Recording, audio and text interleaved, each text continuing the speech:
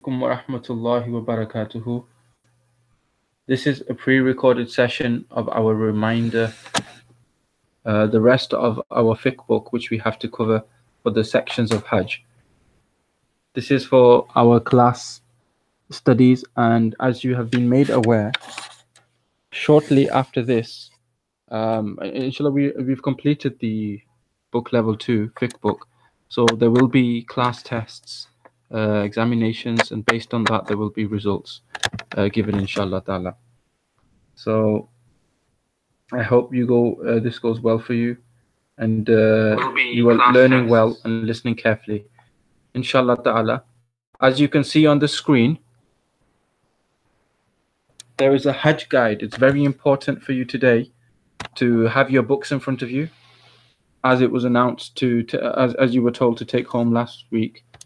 And in the next couple of slides, it's very important for you to cut off all distractions, make the right intention in your heart for the sake of Allah. We're learning knowledge of Deen, and to very focus and concentrate on what's being said. Inshallah, in the next few slides, it will be presented to you a brief overview of the method of Hajj, and thereafter we are going to complete reading from our fiqh book, which you should have in front of you, from page 54 onwards, inshallah ta'ala. So as you can see on the screen, in Mecca, where the Haram, the Kaaba Sharif is, when we start our Hajj, we will go towards the Kaaba Sharif, put the Ihram on, or at least before that point. There's a certain point before that you have to put it on the Miqat, make intention, go to do the Tawaf. Then you go to, this is basically just a brief overview. First of all, let's understand the places. So there is Mecca, there's border of Mina, and there's the other border of Mina. This bit is Mina. Mina has 3 big jamarats, basically the place where you throw the stones and shaitan. There's a big jamarat, a middle jamarat, small jamarat. This is when Hazrat Ibrahim were traveling, and the shaitan tried to obstruct, but they didn't get caught. So we ritually perform this. Every person until Day of Judgment now will throw stones there for this symbol. And there's a lesson behind that, spiritual lesson. But for now, just overlooking the landscape. So there's 3 jamarats and there's camps. There are some camps where people camp. They stay overnight. And this is the Mina area, okay? So we've got blue flag, purple flag, green flag. Green flag is where you'll camp and have a rest and nap for the night. And then the border of Mina, going up to this light greenish flag, turquoise flag, there is Muzdalifah. Muzdalifah is another a place. And then there is a border of Muzdalifah again, and there's Arafat. Looking to the red flag now, there is also Jabal al-Rahma, the mountain of mercy, where I told you Hazrat Adam and Hazrat Hawa met. Allah SWT accepted their du'as and granted them closeness together again.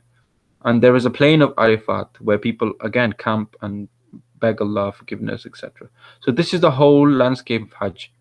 When you are traveling Hajj, it can be a bit of a trek, and there's so many millions of people. So having a look at it from this view now, again, just follow the numbers.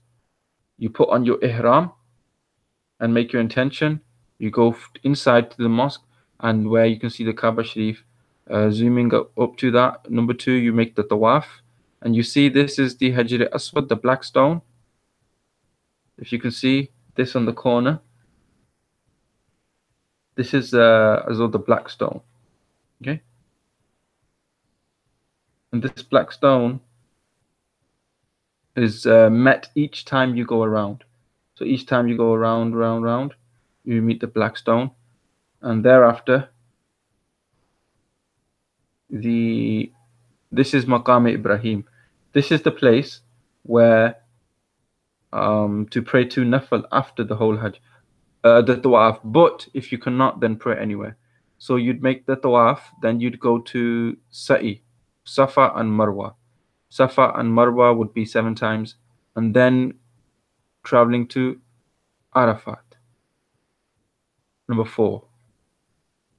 From Arafat, Muzdalifah, and Muzdalifah, coming back to Mina, where there's 3 Jamarats, and Mina back to a final tawaf. So you're going to go around the Kaaba again, final tawaf, and as you can see the red exit sign, so that's the completion. So you enter, and it's in a kind of a way it's going around.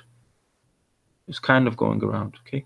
So you're traveling around these main landscapes.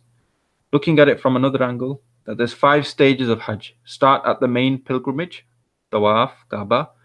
Pray at the plain of Arafat. Go to Arafat, spend the day there. Number 3, pilgrims sleep at Muzdalifah. So you have some kind of a night rest at Muzdalifah. Might be short, might be very, very simple. Number 4, then the people will go to do the stoning at the Jamarat. And finally, 5th, return to Makkah Sharif. Again, I have another example for you. These are all widely available on the internet, as I kept the link there. These are available when you do need them. You start at a miqat point. Miqat is the boundary where you'll start off from, where you must have your ihram on by then, and you must make the intention. Going to the Kaaba to do the tawaf. Again, black stone meeting each time, and Maqam Ibrahim is shown, because them 2 places are important. Then the Safa Marwa, so you start at 1, just walk around the other 1, 2, 3, 4, 5, 6, 7, and then you will go to Mina. Mina has the camps, but it's also got the 3 Aqaba, the 3 places of throwing the stones at the shaitan. And it's just like this, it's like a big pillar, just a symbol, a place of symbol. And from there, Arafat, and there's a mountain of Jabal Rahmah. From there, back to Muzdalifah. And from, again, you camp at Muzdalifah, supposed to have a nap. That's why it's got these tents, yeah, showing you where you're supposed to stay. So from the in Muzdalifah, then you'd come back to the Kaaba. So before we go back onto the page in our books, I just want to remind you that what we have been reading is Hajj is from the 8th of Zulhijjah, from 8 onto 12. 12 Zulhijjah, 12. So from 8 to 12, you do all of these things. You do Tawaf, then you go to Mina, then etc. So let's carry on from where we left off. At page 54, actually on page, you should have your book open now in front of you. And I've kind of put pictures and slides onto the screen. I've fixed so that you can follow to some extent. So from page 50, where our Hajj lesson started, I'm just going to summarize. After preparing, making ghusl, putting the ihram, making niyyah, traveling to the Kaaba, you do 7 tawafs. Thereafter, you go to Safa and Marwa, and some place where there's green lights, you should jog for men. The Haji should now stay in Makkah, and thereafter they go to Mina. After sunrise, when the sun rises, go to Mina and pray your Zohar Salah in Mina, Zohar Salah. Stay at Mina now for the night until the next Fajr. So one day you stay at Mina, okay? From Kaaba, Safa, Marwa, you're going to go to Mina and camp there. For the next night, have the night there. From the next morning, you get up and you go to Arafat. You can rest at Arafat for a bit in the day, in early morning, AM hours, and then go to a mosque where there's a mosque called Nimra, Masjid Nimra. Zohar and Asr will be prayed together. And then the Imam will deliver the khutbah, Eid khutbah, Hajj khutbah. The Hajj khutbah, this is one of the main days of Hajj. It's in Arafat. For those who are going Hajj, you'll see. For those who are not, you'll see on TV every year, inshallah. You'll notice that Arafat is the main, very, very big event. In fact, most of the time you see people either around the Kaaba doing tawaf, or either in Arafat begging for forgiveness and listening to the Imam.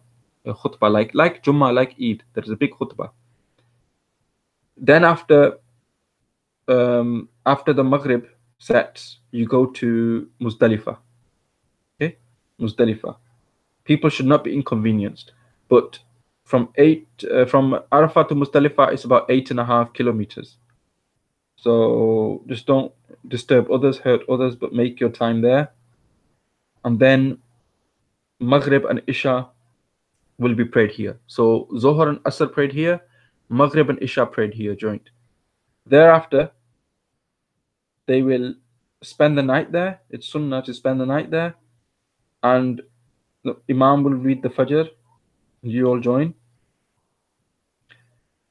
Then after sunrise starts, after the morning, you go to Mina again. Yeah, you're going back to Mina. From Mina, you collect the pebbles on the way, and you will be pelting the shaitan.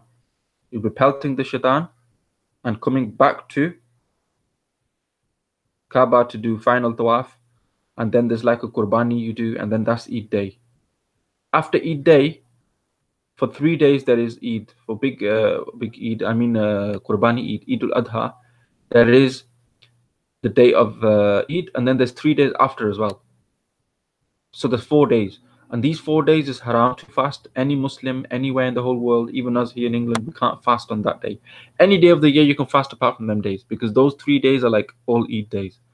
So for each day now, when the people in Makkah, what they will do is day one, Eid. Then the next day they're going to go and throw stones at the big. Then the next day they're going to go through stones at the other one. Then the next day they're going to go through stone at the last one. So after that, they come back and they have a final tawaf, which is called tawaf wada. It's like a farewell tawaf, like a good saying goodbye, saying Khudafiz. Not like that, but in a way, you're saying your final tawaf. It's the end of Hajj, and after that, there's cutting of hair, etc. So we stop reading on page 54. This is where we read up to. Then one should drink Zamzam. Okay. So we're going to carry on from here and inshallah complete our section. So from now, follow on the books, inshallah. The Multazam is the place where, amongst those places in Makkah where du'as are most accepted. There are 15 such places which Kamal bin Human rahmatullahi has enumerated from the treatise of Hasan Basri. The 15 places where du'as are very, very, very, very ready accepted. So for those who are going on Hajj, for those who are not, keep these in mind. And when you do go on Hajj, read this before, have these places planned in your mind, that when you go there, you're going to, inshallah, spend more time and make special du'as for these for yourselves in these places. Be ready. Number one, during tawaf on the mataf.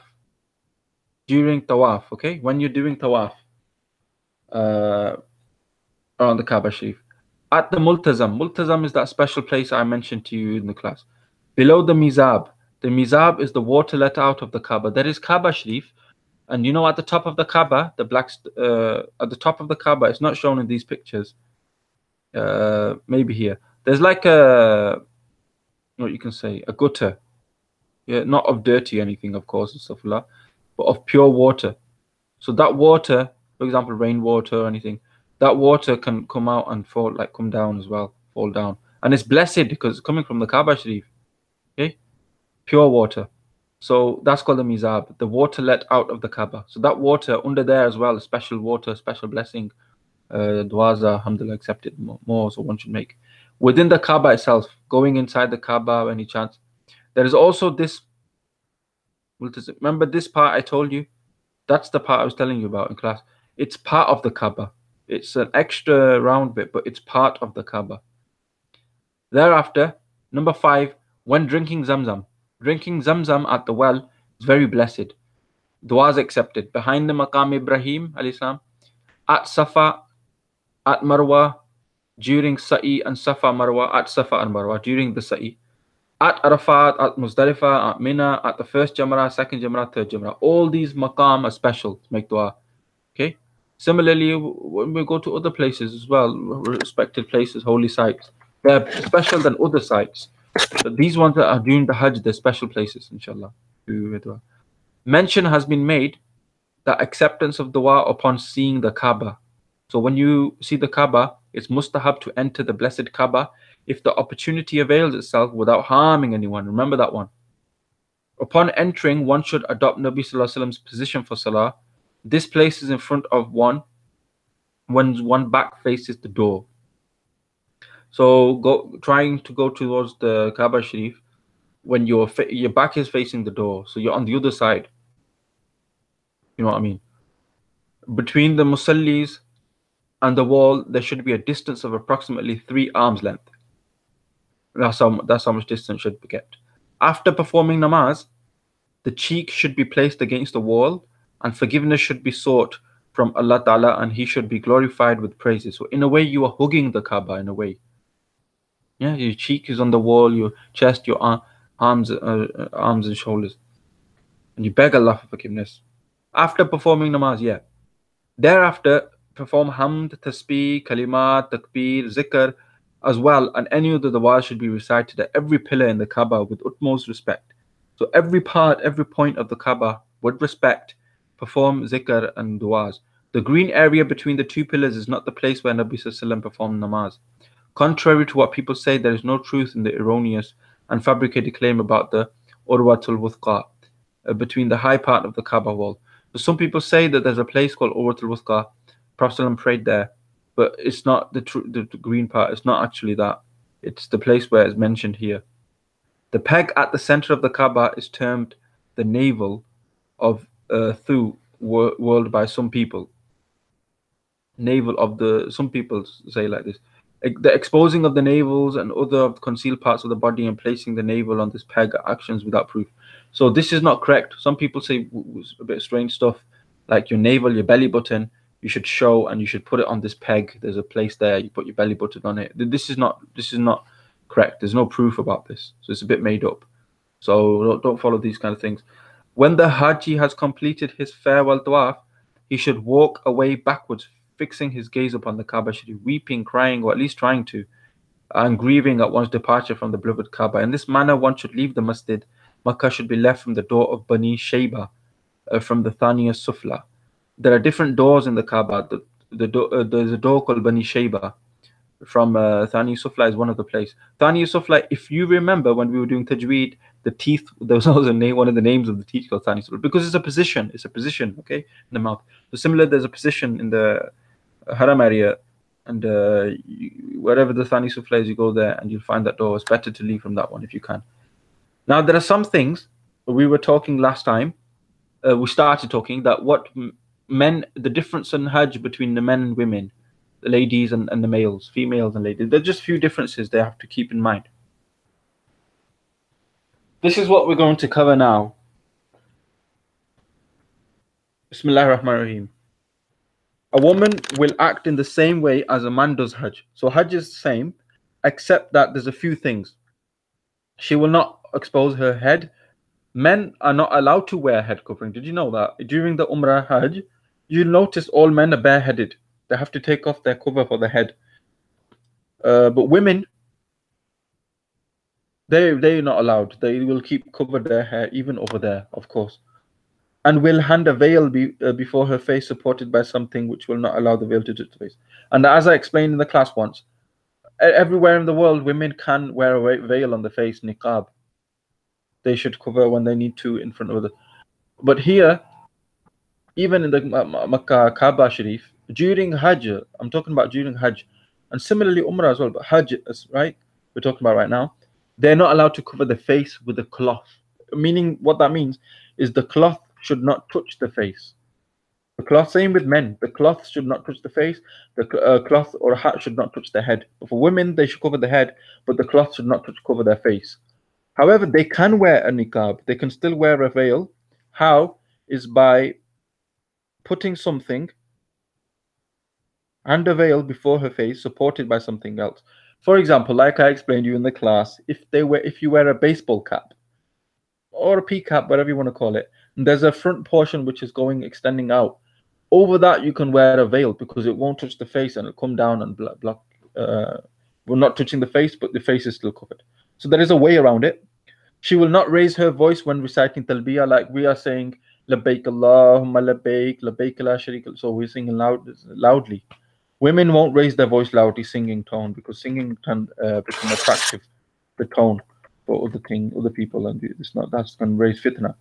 So she will not do the ramal, nor jog between the green lights, but she will maintain her normal walking pace by making tawaf and when walking between Safa Marwa. Safa Marwa, the mountain, Sa'i, and ramal during the tawaf, going around the Kaaba. The females don't run. They don't run. It's not upon them to do the running, jogging. Okay, They will go normal pace. They will take their, pace normal, and males will do the jogging. Yeah. She will not shave off the hair nor trim in the way men do. At the most, women will trim is a very, very small aspect, very, very small bit, but they won't trim like men do, very short, or even cut shave off. No, of course not. This is page 56. It's just in two parts.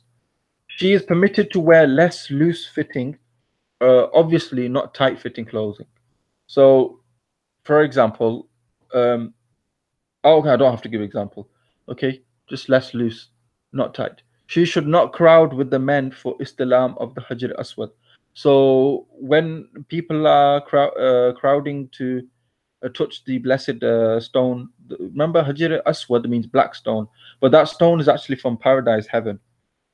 So to kiss that stone, people gather, sometimes queue up. You know what? There's sometimes so many people it can actually cause a push and a shove, and that should not be done. They should avoid doing that. But women should not crowd up. They shouldn't join up because it's just going to get hurt, basically. They're just going to get hurt, squashed, whatever. So they don't participate in that unless if they can, yeah, with the guards, with mehram, etc. And there's a safety for them. Alhamdulillah, they get the opportunity. Wonderful. If there's no opportunity, even men they can do from far. They get the more reward maybe because they're protecting others and they're less harming.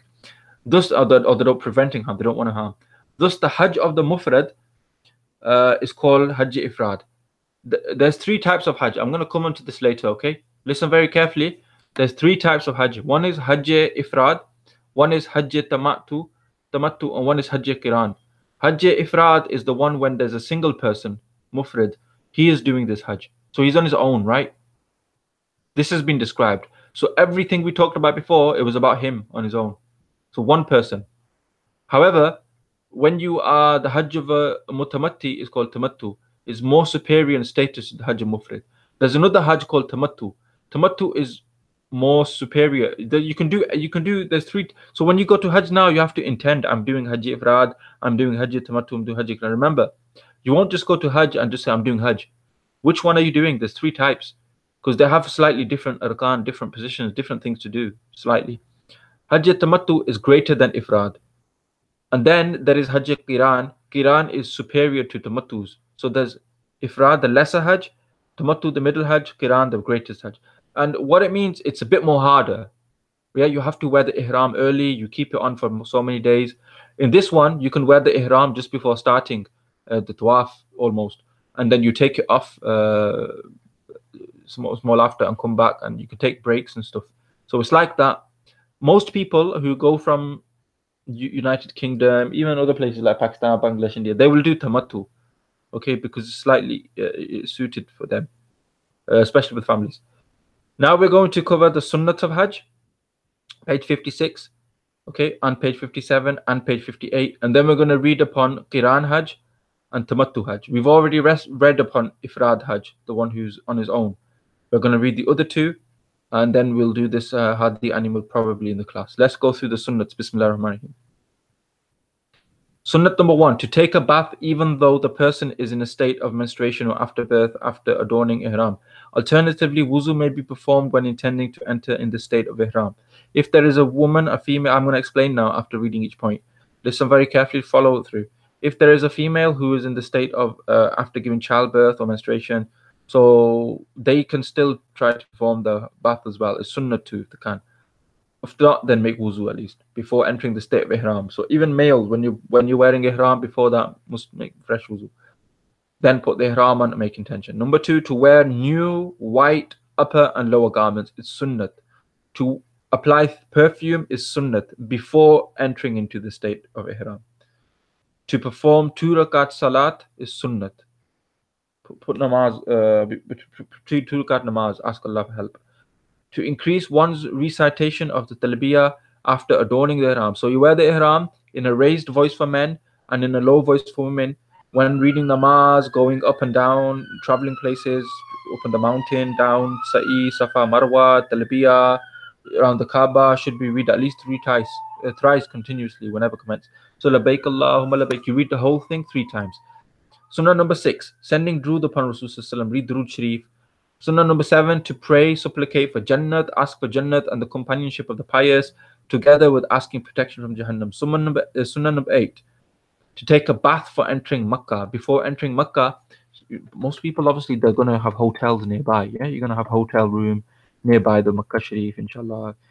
So you'd go there and you'd have a quick shower and etc. and then go to number 9, if you can, of course. That's sunnah. Number 9, preferably to enter Makkah during the daytime from the door of Mu'alla. It's best to do that if you can, alhamdulillah. The day from the door, there's a name called Mu'alla. Yeah, Jannat Mu'alla's neighbor. Number 10, to recite takbir and kalima before Kaaba. Recite again zikr.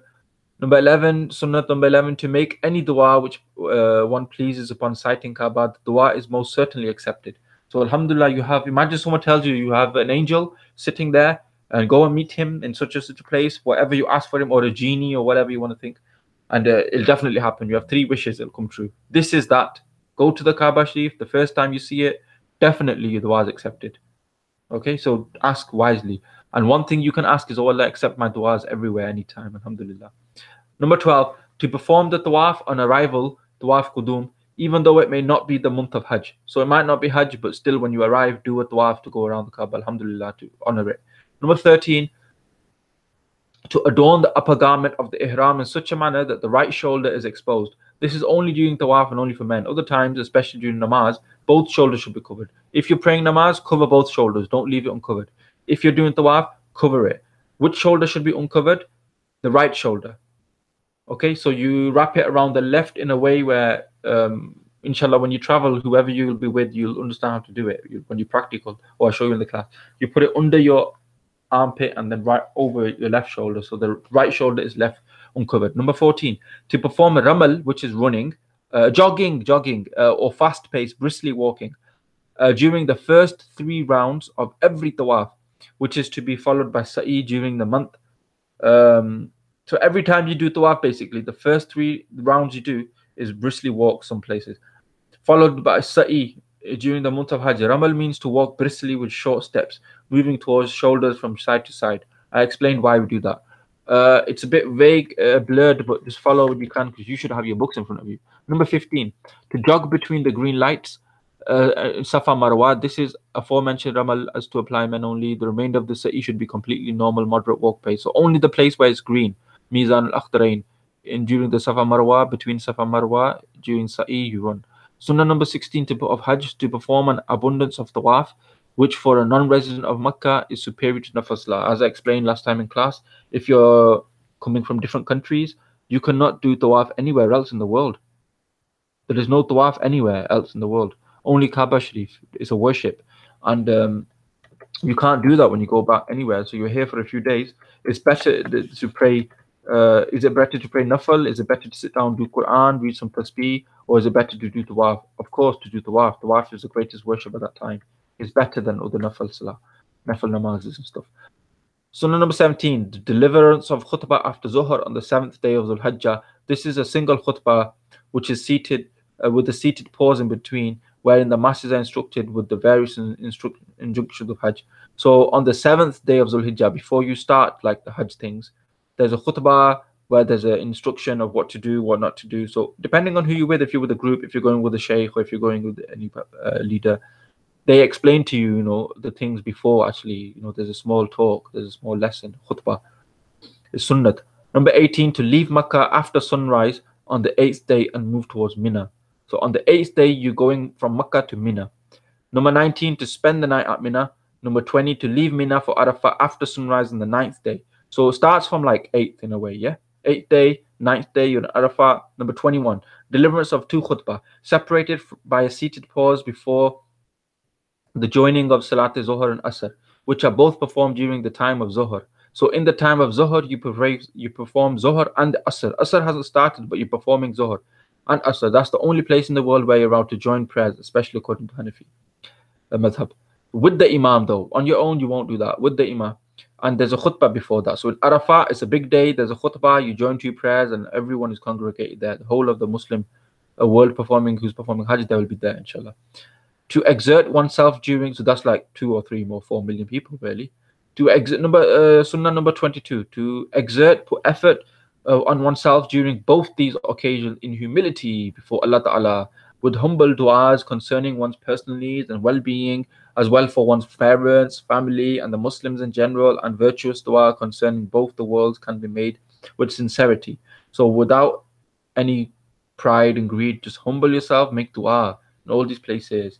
Sunnah 23, thereafter to proceed after Arafat, go calmly and peacefully after Maghrib on the same day, ninth day, towards Muzdalifah. Here one should take careful not to be in a close proximity to the lower valley near the Mount of Kuzaz. Don't be there. There's a place where people used to worship. Just don't go there near Kuza. To spend the night of Nahar, 10th in Muzdalifah. So the 10th night you're in Muzdalifah. Let's just repeat a little bit. Go back on point 17. A khutbah is instructing you the Hajj on day 7. Day 8, you go to Mina. Day 9, you spend the night at Mina. Day 9, you leave for Arafah. You spend the whole day 9 in Arafah. At Maghrib time, you go to, on the 9th day, Muzdalifah. Here, one should take care, don't stay near Khuza. Spend the night of Muzdalifah there. Yeah, spend the night, 9th day, you're going to go to Muzdalifah. Spend the night there. And remember, the night starts after Maghrib, so it's going to be the 10th day now. To spend the days of Mina, 10, 11, and 12 at Mina with all of one's belongings. So basically, stay there for 3 days, which were brought for the days of Hajj, whatever you were brought. Yeah. Now, meaning whatever you took for you with Hajj, stay there. It's makruh tarimi to dispatch one's belonging to Makkah beforehand while one is still at Mina. So you're in Mina and you say, okay, send my things there, send my bag, send my clothing, send my toiletries in Makkah, and I'll stay here. No. You stay your things there, keep there. This is the way. This is the Sunnah way. Point number 26, to stone Jamarat standing in such a position that Mina is towards the right and Makkah towards the left. So you're going to stone the Jamratul. Point 27, stone the Jamratul Aqaba each time whilst mounted upon a conveyance. So you can stand on something, yeah? I mean a vehicle. Obviously today nobody will be using a camel or a horse or anything, so you're just standing. The first Jamarat, and then the middle one, and then the big, and then the big. The middle one should be done on foot. To stand at the center of the circle while stoning is better, Sunnat. Stand at the center. To stone between sunrise and zawal and sunset on the remaining days. So on the rest of the days, do it between sunrise and zawal. So early morning after this AM hours, okay? AM hours. It is makruh to stone between dawn, subah sadiq, and sunrise, between fajr starting, sari time, on the first and fourth day. Similarly, it's makruh to stone during the nights of all the 3 days. So don't do it in the night neither. Do it in the morning after sunrise, after fajr has finished. Although stoning at nights is makruh, it will be deemed valid since all 3 nights are subordinate to the days which follow them, except the night which come after the day of Arafat, which is subordinate to the day preceding it. Therefore, this day in Arafat is valid during the night as well. This is the night of Eid. So on night of Eid, don't do it that night. All the other nights you can still do it in the night. It'll be valid because in night it's actually day after Maghrib day starts. But it's better to do it after Fajr. Sunnah number 30. The most appropriate time for stoning on the first day, 10th, is from after Zawal up to sunset. That's on the 10th day, the first day. From the aforementioned discourse, permissible, replenishable, and the preferred time stoning have been made apparent. So on the first day, on the day 10, when you go to do the first stoning, after Zawal, after Zohar, basically, until Maghrib. And then the rest of the days, do it after Fajr before Zohar. Okay? Point number 31. It is sunnah practice for a mufrid, the one who's doing, one performing only Hajj, to slaughter an animal and eat from it. It is only permissible to consume from the sacrifice and those which are optional of the Tamattu Kiran.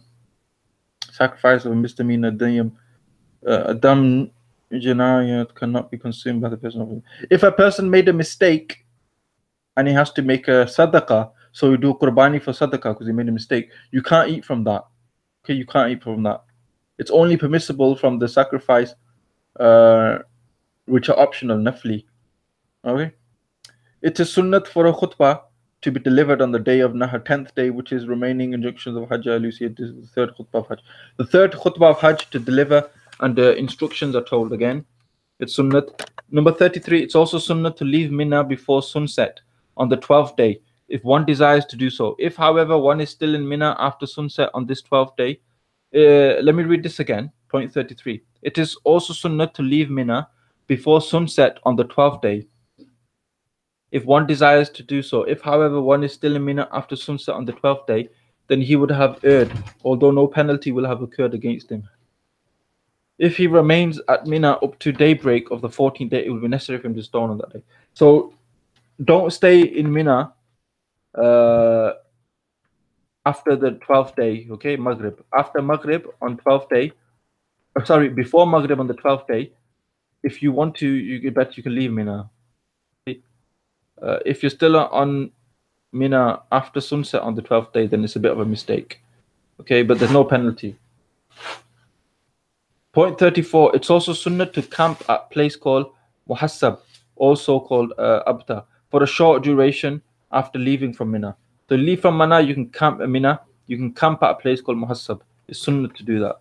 Sunnah number 35, then one should drink Zamzam to one's fill as much as you can while standing facing the Kaaba and gazing at it, making dua. Also to pour some on your head, on your body. Whatever dua is made, a person drinking Zamzam is accepted, whether it concerns dunya or akhirah. You ask anything, you get it, inshallah, as long as it's lawful. It is sunnah number 36. Sunnah 36. It is also sunnah to cling to the multazim, placing the chest and face on it. The multazim is that portion of the Kaaba between the Hajar Aswad and the door. One should also hold a cloth covering the Kaaba while making a supplication desired. So it's sunnah to cling to the multazim, place of chest facing the cloth. So go to the Kaaba Sharif, find the multazim, is the portion where the door is on. Cling onto the Kaaba, hold it, make dua. It's very special, very blessed.